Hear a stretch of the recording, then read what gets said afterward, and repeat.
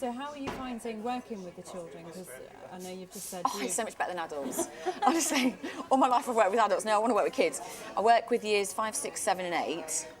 Apart from Monk's Dyke, where I work with the year 9s, because I've just adopted them all. I'm going to follow them through to their wedding days and everything else. But I absolutely love it. We have so much fun, and it's so good to see young children that probably would never even think of writing a story listen to me saying, look, you know, you don't have to be the best writer. You can get help with that. You've got to have an idea. The most important thing about writing is having ideas, and that really opens it up to them. So you're almost kind of inspiring them to... I hope so. To do, this, you know, the same as Yeah. you have Yeah. have done. They go away and they write their stories. It's fantastic. I've they received send them stories. to you? Yeah, I've received stories. I received letters from them.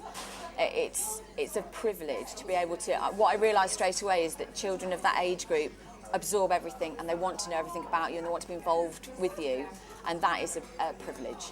Because your daughter, she falls into that age bracket, doesn't Yeah, she? her, I mean, yeah. does she get a bit fed up with you, kind of going off and spending time with other children, or? Sometimes, but I think 9-year-olds get fed up if you put the washing machine on sometimes. She was very interested. She was more interested with the 13th than she was the Turncoats.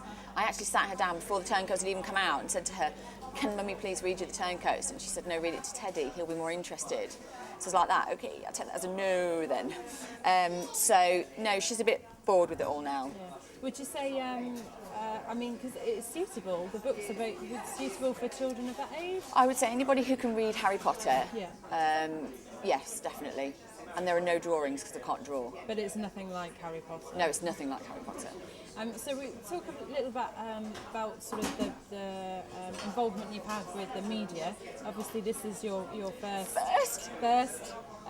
Thanks to Mikey and Joel, yes, I shall be on YouTube. Yes. You've done a lot of work with different radio stations. Yeah. Newspapers. Jeremy Vine. How fantastic is that? Yeah, if I could have stood up during the whole thing, yeah, it would have been great.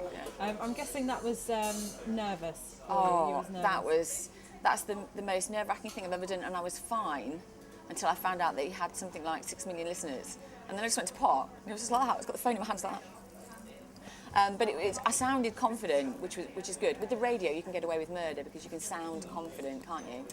So, how and sort of what about newspapers and things like that? Do you I've like had support, having your pictures taken? And I will never enjoy having my picture taken, and I will never enjoy this sort of experience, I don't think. But I've learned to live with it. I sort of, when I first started, I'd pick and choose what pictures I put on Facebook. Because I thought, oh no, you've got the wrong face there. And then I thought, do you know what? It really isn't about you. It's not about how pretty you look or how not pretty you look. It's about the kids that are in the photograph with you or the experience that you're having. And I've just learned to live with it, and I'm really good at it now. So I note in a lot of other novels, authors have their picture in the back. Is that not something that you... It was expensive, and I didn't want to scare the children away. Sorry. Yeah, not put them off right from the beginning. Yeah, let's not scare anybody. Right, so talking a little bit more about your work with the children, you've been longlisted for Lincolnshire Young People's Book Awards. Yeah. So I have to beam at that. Yeah. When's the shortlist come out, and when's the voting? The first sort of set of voting finishes on the 5th of January, and then I think it goes to the shortlist, and then they choose 5 out of the 11. Which I'm hoping to make it, because once you get into the top 5, then you get a lot more PR. It's marketed in 46 different libraries. It goes out to all the schools, and then I think the final result comes out about May. You find out whether you. And this is for the 13th, isn't it? Yes, for the 13th. Yeah. So I'm guessing you're going to be back in the schools and encouraging. I am going to. As soon as the snow goes, I'm going to be attacking every child I can get my hands on. To be honest with you, every school that I've been into, I've organised with a lot of people to go in just during assemblies and just have a quick chat and say, you know, is it possible for me to come in and just speak to the children for 5 minutes? Because all I need to say is, please vote. I feel like I'm on a campaign. I can do it. You need some campaign management. Yeah, I'm going to campaign. Placards and things. Yeah. But I mean, like you say, the books are so popular with the children. Yeah.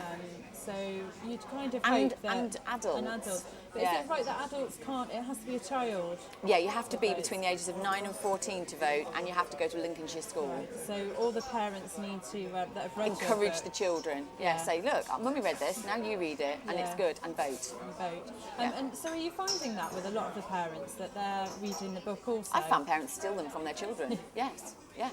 I think because when I first started, I wasn't allowed into any schools and it took a while to get in, I sort of built up an adult following just by chance, really, by saying, please read the book. And they really enjoyed it, so they passed it on. And there's so many people out there that read young adult books. You know, how many adults have read Twilight? How many adults have read Harry Potter? You know, it just falls into that group. There's nothing in there that's inappropriate for a 9-year-old to read, but it doesn't mean it's not a good adventure and a bit of fantasy for a 30-year-old or a 60-year-old or an 85, as my granddad is, who's read it.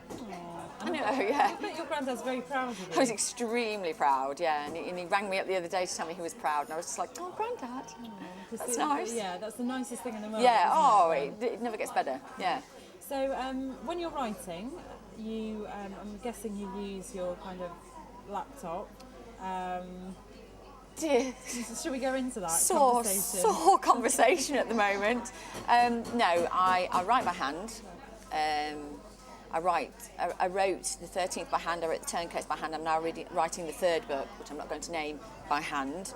And then I go on to my laptop that died 2 days ago because somebody infested it with a Trojan. Yeah. But that's quite unusual. If anybody says backup, by the way, they're going to die. Okay, thank you. It's quite unusual to handwrite novels. I don't know. I've never, because I didn't go to creative writing class and I was never sort of taught officially how to write a book, it just came naturally for me to write. And I think the big problem is when you're writing on your laptop, you're distracted all the time. If it's not a squiggly line because you've spelled something incorrectly, there's that Facebook square down the bottom that you can click on and just check. And when you're writing by hand, it just flows. It just flows. I don't worry about anything. I just write. So do you write at home, or do you kind of... Is it almost like a job? Do you go out to write, or...? No, I drop my daughter off at school, and then I'll probably go and sit in for an hour and have a cup of coffee and write. I could be writing in the car. I can go to it if she's got a day off and we're going out somewhere. Yeah, obviously. No, I found a dictaphone works better if you're driving. It's much safer. I did try driving and writing, and then I thought this is really dangerous, and I pulled over at Staples and bought a dictaphone.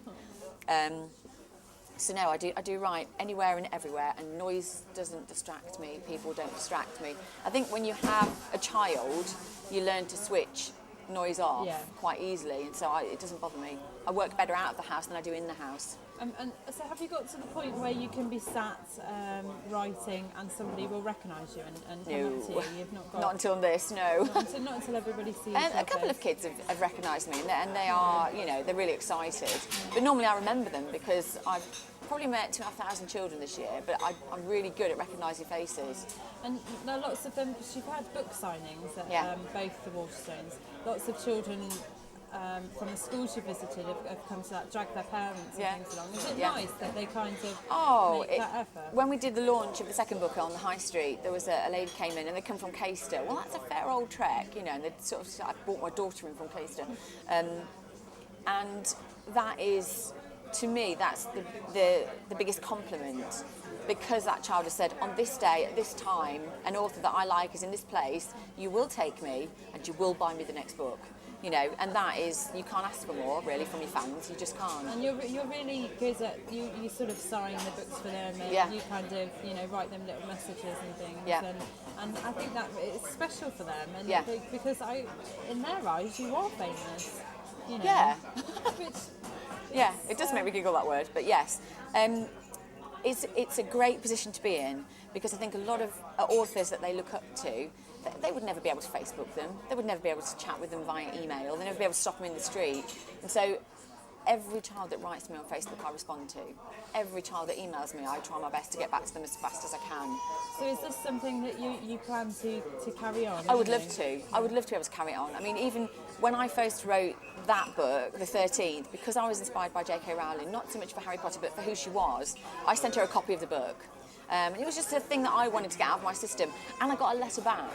From J.K. Rowling? Yeah, from like her secretaries, saying thank you very much. Now, she must get, I think she gets something like 100,000 letters a week, but she still cares enough to get someone to respond to you. Yeah, yeah. So do you know if she's actually read your book? Yes, she loved it.